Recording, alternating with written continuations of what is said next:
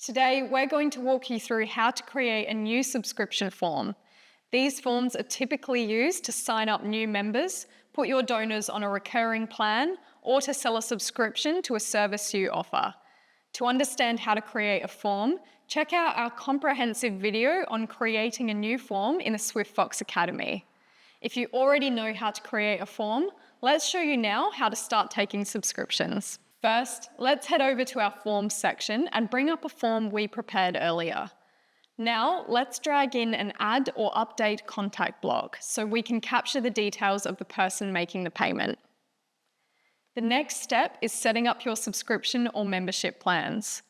To do this, drag in the subscription block to the canvas and then edit the settings on the right-hand side. Select the plans you want the form to display by using the drop-down. You can select one or multiple. You can also set the subscription to automatically renew by selecting the default to auto-renew checkbox, or you can give the prospect the option to choose auto-renew for themselves. Finally, you can also override the default labels SwiftFox has set to tailor the form to your organisation. Now your subscription on your form is all set up.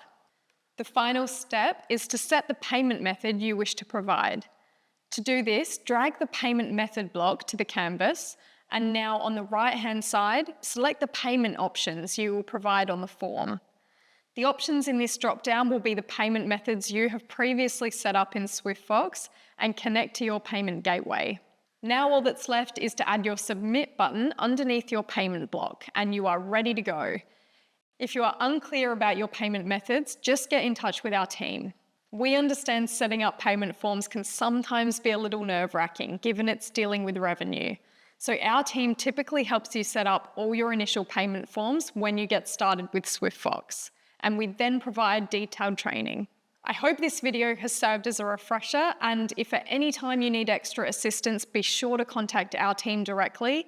We'd be more than happy to help.